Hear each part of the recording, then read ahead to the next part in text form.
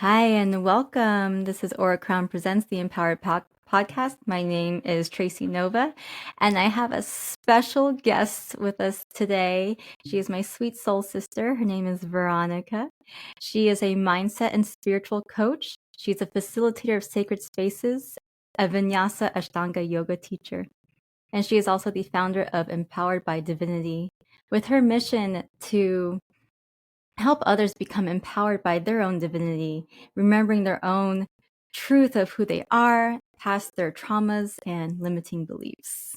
So here we are, we have Veronica. Thank you so much for having me. I'm so excited to be here and really appreciate being here with you.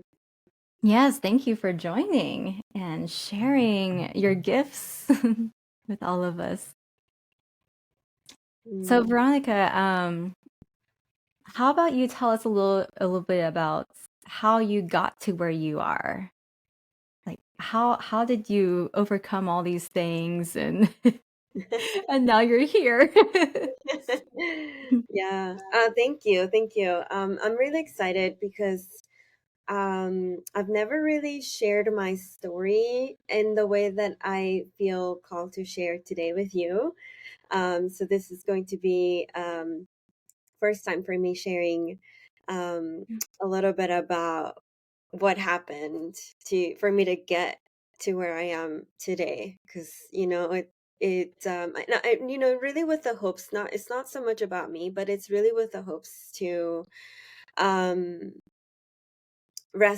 hoping that this my message and my heroine's journey really resonates with your listeners, because I feel like we all go through our own trials and tribulations for us to learn and grow, and then overcome those obstacles to then be in service to others.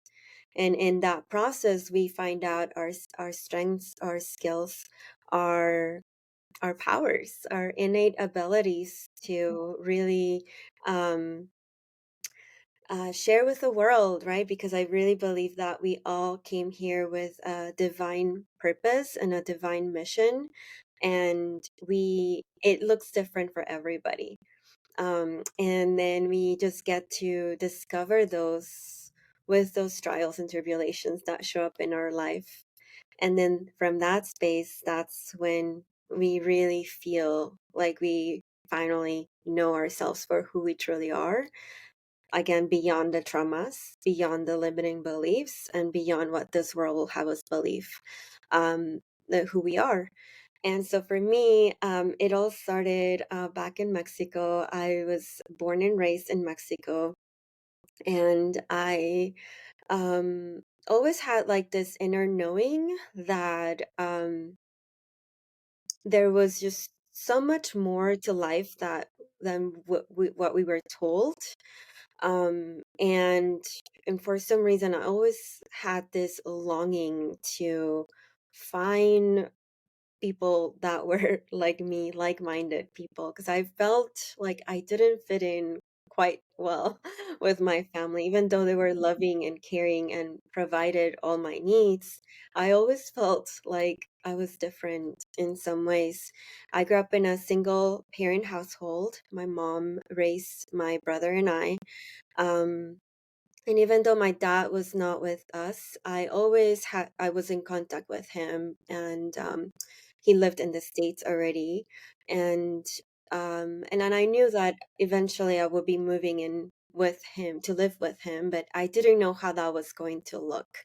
And I always missed him in my life too. I always felt like that paternal figure was missing, and I was always like jealous Mm. of my friends or my cousins that had their dad with them, and I always felt like they were lucky to have them, and I always wanted that relationship with my dad that was never really there, because my dad was also he displayed some narcissistic behavior since he was young, and to this day, so in some ways, but his stance has shifted. Um, Yeah, and so, I have a question real quick. yeah, yeah, go ahead. When you said you have an inner knowing, or I'm sorry, when you have a knowing that you're going to move with your dad, was that like an inner knowing, like, spiritual guidance, like No, you it was just it knew? was it was told like my family told us, because I grew up Okay. with my mom, but then also my paternal grandmother was always there with us. So we live right next door to her, and so she was almost like a guardian to me, and she comes into Mm. the story in a little bit. I'm gonna mention her because she was my grandma, but also my mentor, and the only one that I actually felt like I had this real connection with, because again, like my mom being a single parent, she was more concerned with taking care of our basic needs and wasn't there available emotionally as much. And my grandma was the one that was there for me in a lot of ways. And unfortunately, she passed away when I was 15, which was 1 year before I moved to Las Vegas to live with my dad. And so that just completely changed and shifted my world, and it really really rocked me to my heart, because I actually felt safe in this world because I knew I had her. And when I lost her, I just felt like my world crumbled, and I just didn't know who I was anymore. I felt lost in this world. And I moved to the States, to Las Vegas, a year later. And that was just another drastic change because my mom stayed in Mexico, and my brother and I moved in with my dad. And that was just really, really difficult. I don't know who here is listening that's an immigrant, but you know what happens when you move to another or state, sorry, another country. I mean, it's difficult when you move states, but can you imagine moving to a whole different country, whole different culture, whole different language? It was really difficult, and I was 16, going through all those changes, hormonal changes, Oof. and Yeah. so I'm sure you can imagine. um, Mm. and it didn't look the way it was painted before, because before when I was a child, I was like, oh yes, I'm gonna move and it's gonna be well. And you see picture, I mean movies at the time, and you see the beauty of being in another country, and then it wasn't like that. It Mm. was Mhm. completely different than what I had imagined before. And yeah, to say the least, it was challenging and difficult, and I went through many challenges, being, like I said, an immigrant in a new country, and then all of a sudden learning about racism, which I don't think I personally like felt it in that way. But it was very, very prevalent in society. Um, and so anyway, do you have any, I'm sorry, like I know I've been going on for a little bit, so please stop me if you have any questions or anything. Oh, yeah, no worries, I will. Right now, it just sounds all fascinating. I'm like, "Okay, keep going." Yeah, so it really started to get more challenging as I grew older, because like I said, growing up without a father figure really affected me in ways that I didn't even know. And even though I moved in with him when I was 16, like I said, he was narcissistic. So he was working two jobs, barely had time for us, and he told us, okay, all I did was bring you to this country. Now it's up to you to figure it out. Like, I'm not paying for college. I'm not helping you with anything. You figure it out. Can you Oh, imagine? wow. 16 years old, like, oh, what?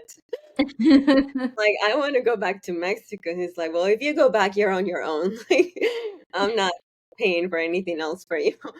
So it was really scary, and really challenging, but it really gave me some character and made me like say, okay, like I'm gonna I'm going to, in some way or another, um, make a make a living and earn enough income and buy my own house and do all the things that I was told I needed to do, right? And so I did, but it wasn't a healthy foundation because I always felt empty inside. I always felt like I was doing the things that I had to do because there was just no other choice. Like I had to survive and I had to prove my worth through um earning income and earning a living. And so I ended up attracting all the wrong kind of men in my life that instead of offering um steady support, they came to really take from me rather than give a balanced support. And so I didn't know what, growing up in Mexico with very, very strong women and female figures in my life, I thought that's what it was about, to take care of the man and Mm. to, like I did I didn't have a healthy relationship with men. So for me in my life, it's really been about learning how to have a healthy relationship with those around me, and especially with male figures, and to really learn to love myself through this process. Can you still hear me? Sorry, I think I Yes. moved a little Mhm. bit. And so, yeah, to really love myself, because I like I said, just feeling empty inside, going through all of what I just shared and trying to prove your worth through earning materialistic things, I didn't know then, but like knowing now what I know, like you can't go very far with that in mind and with that feeling of feeling empty, not really receiving the love that that was nourishing. It was like always this love that felt like give and take, and that wasn't Mhm. even like a nice balance give and take. It was more like I don't know, just like proving your worth through what you did or what you had to offer. Um and then so finally what happened is that in 2015, not to like go too long with the story, but in 2015 I had like what some people would call like a dark night of the soul, right? So like I Mhm. really like lost my home. I lost, or not lost, but like I really I let go of the job that I had before to go somewhere that I thought like I basically like was living in Las Vegas with my boyfriend. So I'm not to like just to be more specific, what happened, living with my boyfriend in the house that I had bought in Las Vegas. And I thought that, being in Florida was going to be better for us because he was originally from Florida, and he had a daughter there. And so again, it was like people pleasing type of tendencies that I had, like okay, so he has a daughter in Florida, so I was like very like sacrificing myself and my happiness for the other, but not knowing like that's what I was doing and thinking that I was doing something that was going to be good for the both of us. And so I gave up my home. So I sold my home. I gave up the job that I had that was somewhat decent, and I really I really enjoyed, and to a degree, and was paying the bills in a really good way, Mhm. And so I left all of that to go to Florida with my boyfriend at the time, um and start a new life. And that did not last because he just had like a really turbulent childhood and was still displaying a lot of narcissistic type behaviors and just not really matching me for, this ideal that of a happy family that I thought we were going to have. Mm. It was always about him and always about him, and he could never get enough of like it's all about me, me, me. And like obviously he was not saying it like that, but the type of behavior that he had, it was just always. So I just knew that if I stayed in Florida with this person like that, I was just not going to be happy, and he probably was going to get me in trouble in some way or another. And so I decided to move back to Las Vegas, and that was devastating because everybody told me, don't go, don't go, don't go. And what did I do? I left. And so Oh I left no. away. So you Um, came back, you're like, well, you guys were right. yeah, so it was, you can imagine like the shame and the guilt and all those feelings that came with that. To come back with nothing, right? Like no home. I was in debt. I went back to the job I had. Like they would not take me back, and it was just like really starting from. It felt like below zero. Like it just felt like like I was starting below Yeah. zero, and then that's when I really questioned like what are you doing, Veronica? Like, what is this life that you are paving yourself and like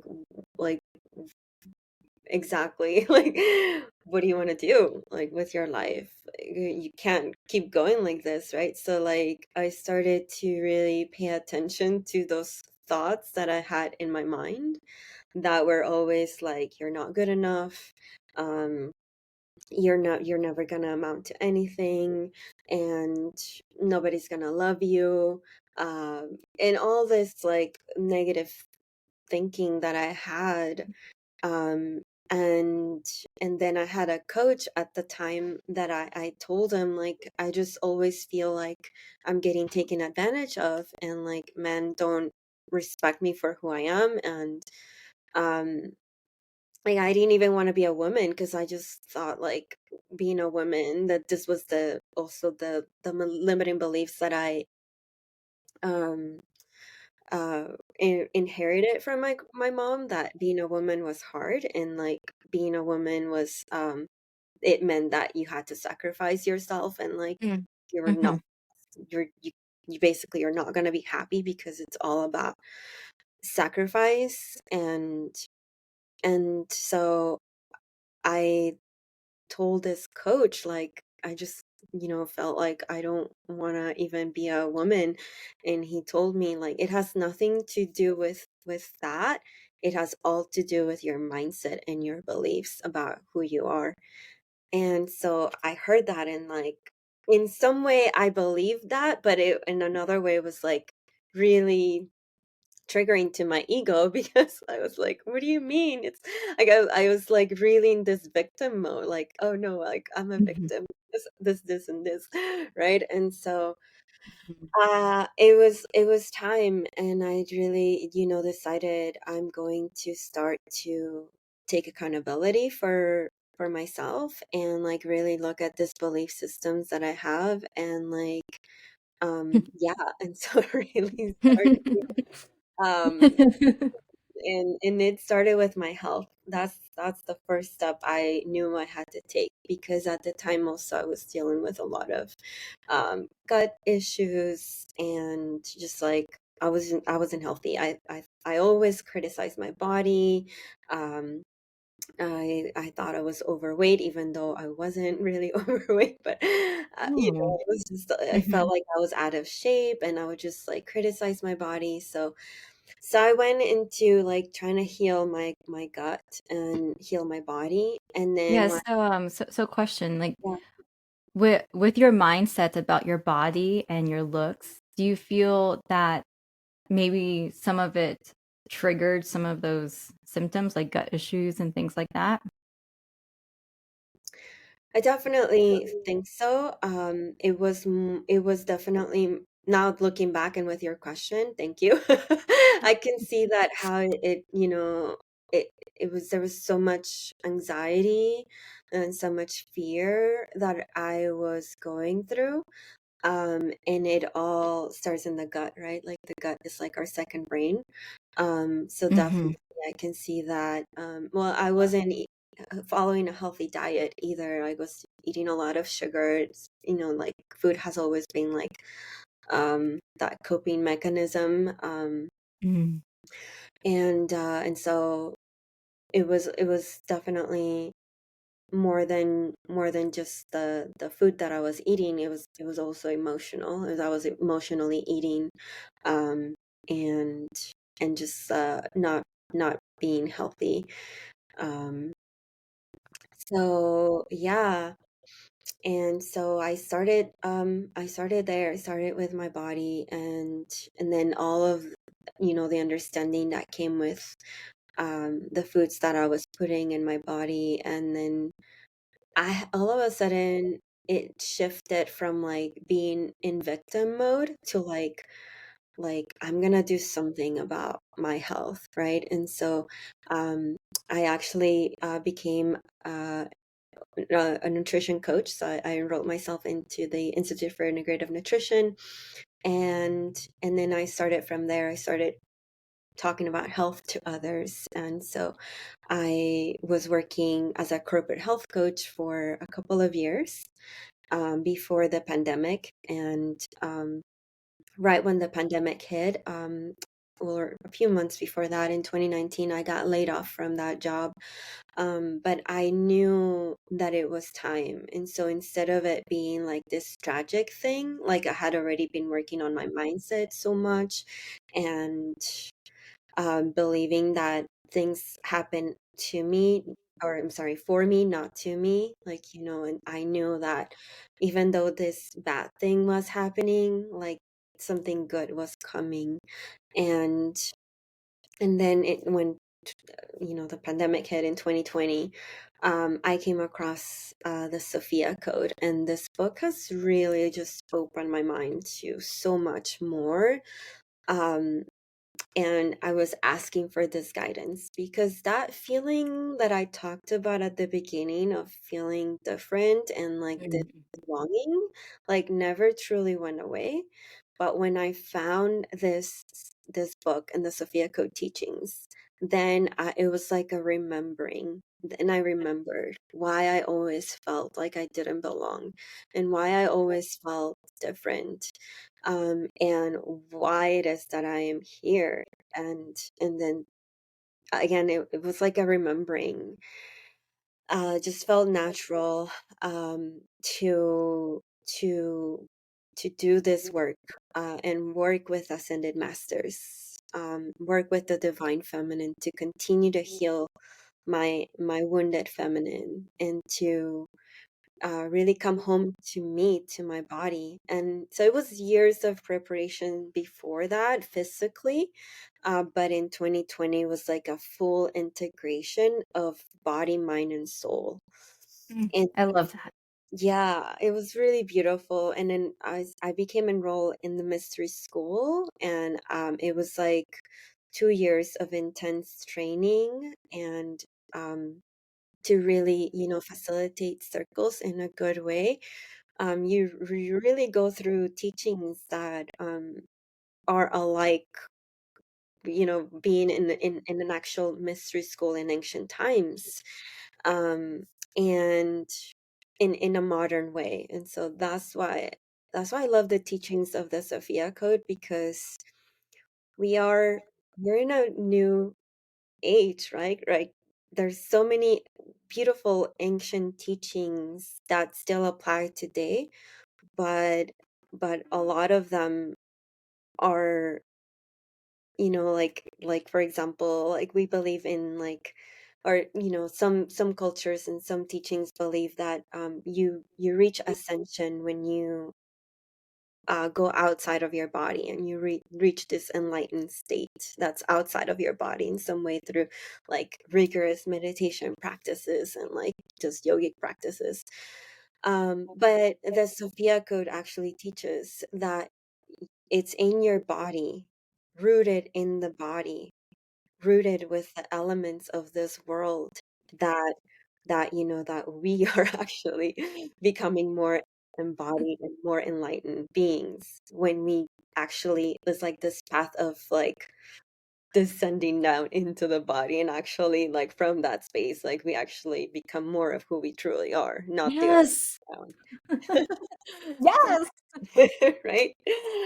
And so yeah, and so I went through this like initiation almost through like a couple of years to like really reclaim all of me. And so it's just been so beautiful to actually like go through this journey of empowerment,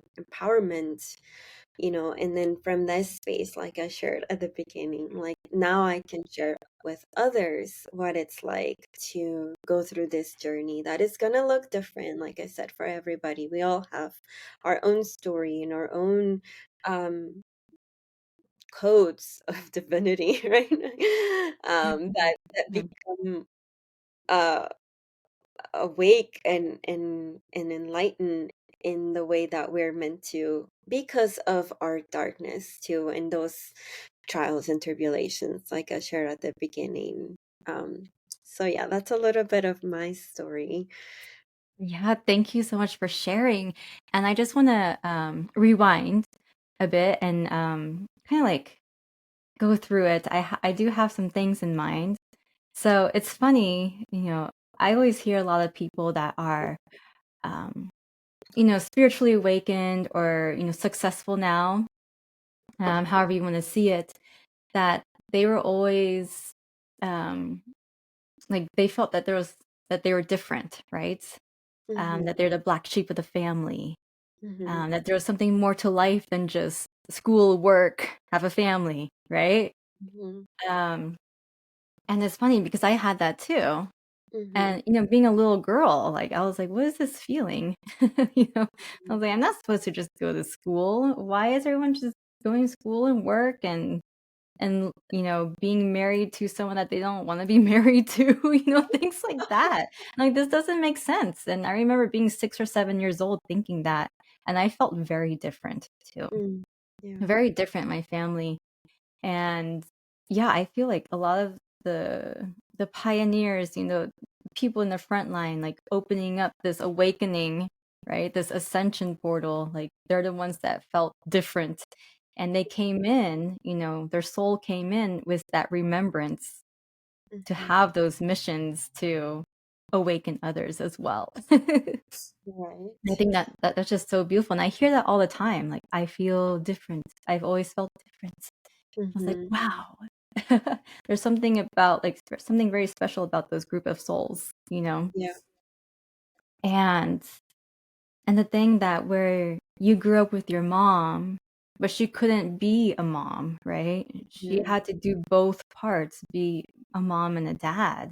And yeah, that's really tough. And you growing up and experiencing that, mm-hmm, you know, it gets programmed, yeah, right? It gets programmed and then your grandma was the only one that was there to be, you know, emotionally available. mm-hmm, Wow. Like I can just imagine, how that can change like a little girl's being, you know? And then having to move in with her dad during her teenager years. Like, like, yeah. but I want nothing to do with you. You figure it out.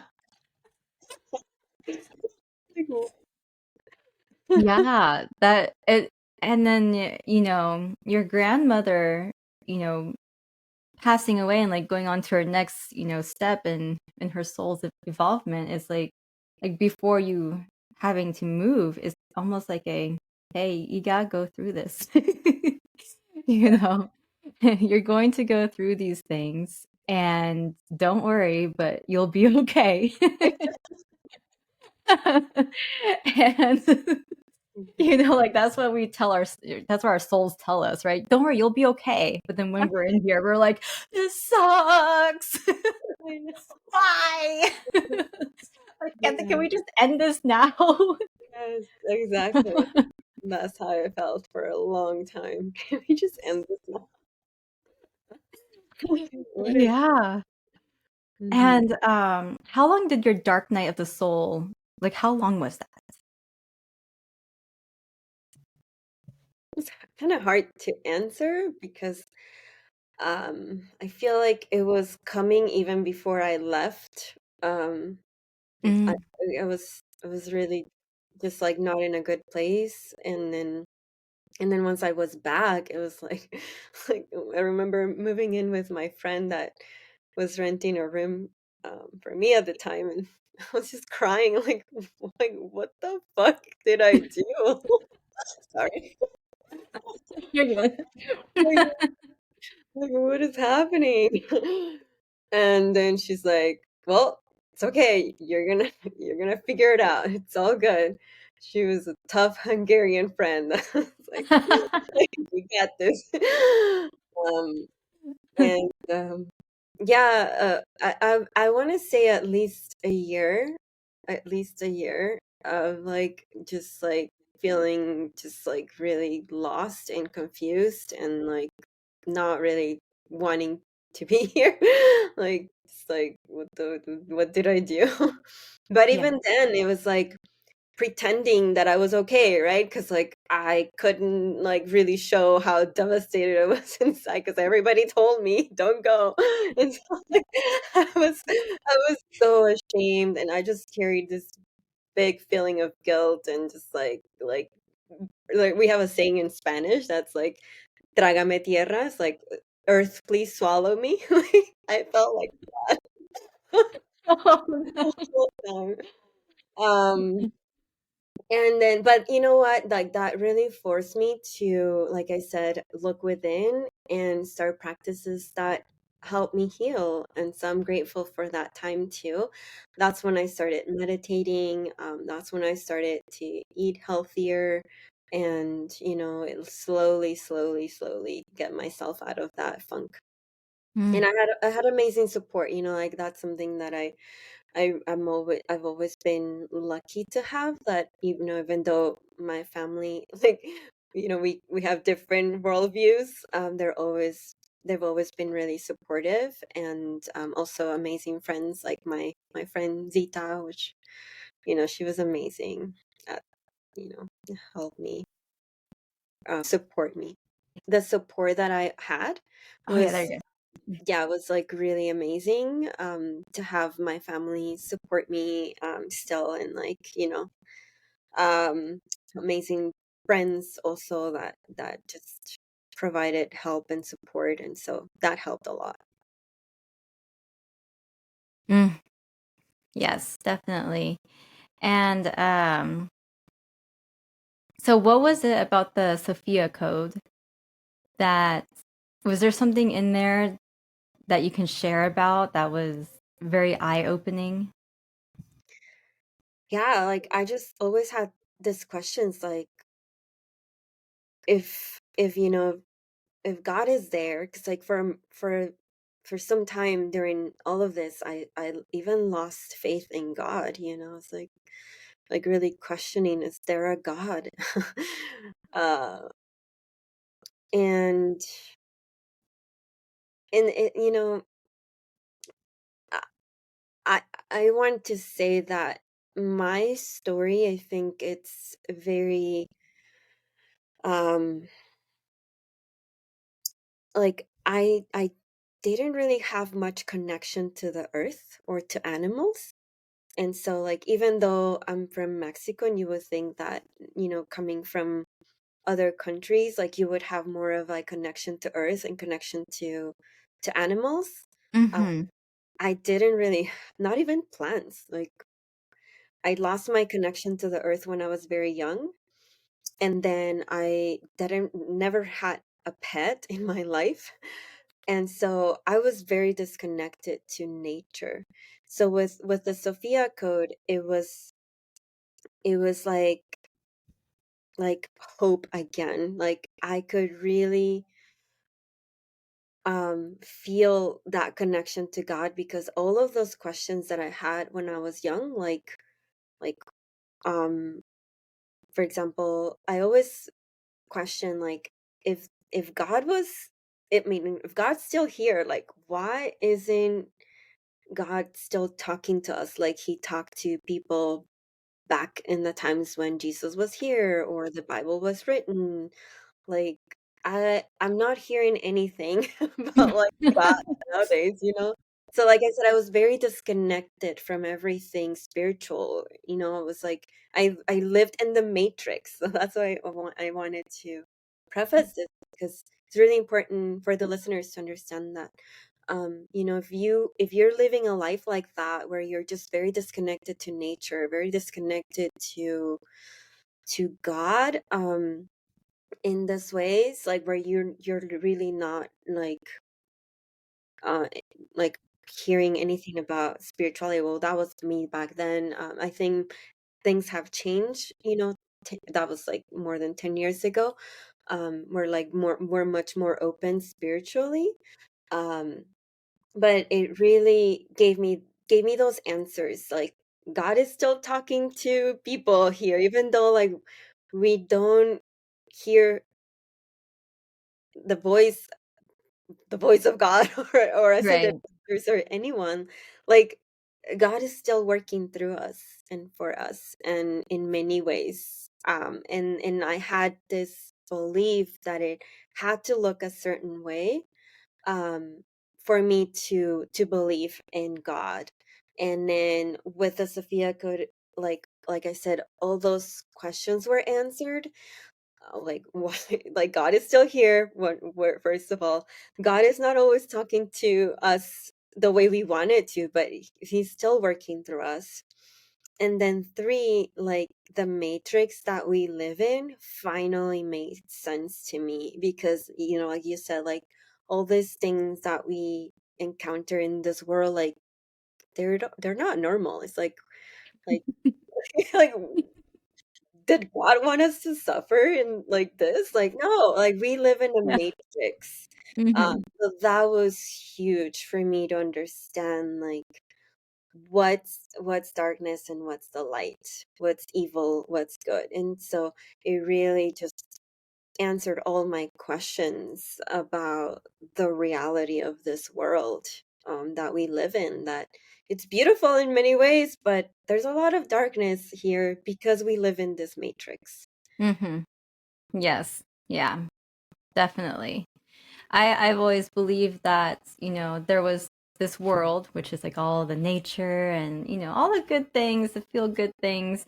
And then all of a sudden someone like places overlay on top, like the Matrix, right? It's a Matrix, and you place this overlay on top with all these different programs and, rules and all these other things. And then we're just like stuck in there trying to navigate. Yeah, that's a good way to put it. Yes, exactly. Yeah.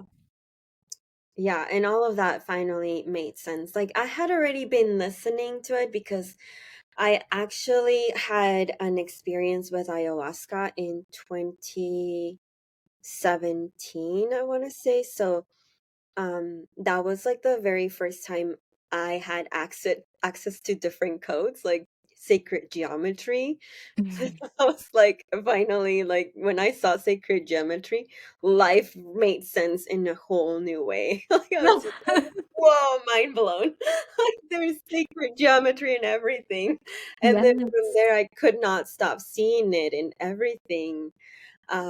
And so, like, I had already had glimpses of that, you know, in some ways through plant medicine and ceremonies and meditation and yoga. Um, and so, like, once the Sophia Code, it just like really solidified everything. And it also cleared away the misconception that I had to like follow one philosophy and Hmm. like stick to this like philosophy, because I was very confused, because I always love yoga because, you know, the body, the meditation, but then I also had some things about like Buddhism or Taoism, or, you know, even Christianity, that I was still confused about. Like, I like this other philosophy, so like I thought like I had to choose one over the other, or, you know, didn't want to also like um cultural appropriation or all of those things. And then once like I understood like it's all one and it's all made up by humans, I was like, all of that just went away, and I was like, oh, okay, okay, I can just like relax about the whole thing, not take it seriously, and like really come into my innocence and that playful spirit, and that like feel like as adults we lose that connection with our inner child, and so really helped me continue to cultivate that connection with my inner child, and then just like really awaken to like I am a divine being in this human form, and I am worthy just because I am. Um, and I was born with that right. Since it's like like anything that I've done that I was guilting or shaming myself from, it just disappeared. Like it just went away because, and I understood that it's all been happening for me, um not to me, and there was just nothing to feel ashamed about or you know feel guilty about because it's always been done. um One, like I didn't know any better. Two, it was because I needed to go through that to understand and have an expanded view, and that was like my initiation. So um Yes. yeah, so like now I'm grateful for all the you know difficult moments and challenges that I had to go through to get to where I am now, that I'm Yeah. happy, fulfilled, and can only get better. No, I love that. And two things. So I want to tell like a story that my friend Napoleon told on the internet recently. But the first thing is I love what you said. I am worthy because I am. Mm, You don't need a reason. You don't need an excuse. Like it's just is. Like because sometimes, when people do affirmation like I am beautiful because blah blah blah. It's like, no. I am worthy because I am. yeah, That's it. that's it. That's it. I love it. I love it. Yeah. Um And then the part where you're saying that you had to go through all these things and, these experiences so that you are able to understand and come to like a realization. So this is a story that my friend Napoleon told on social media, but it's a story about a soul, and the soul, it's a light being. The soul knows that it is light, but it does not understand what light is. It just knows it's light. You're like, yeah, I am light. I am a soul and I am filled with light. Well, the soul got brought down and to experience darkness. And the soul's like, why am I here? Why did you put me here, God? Like, why am I going through all this? And God's like, well, soul, you are light. But in order to understand light, you need to go through the darkness.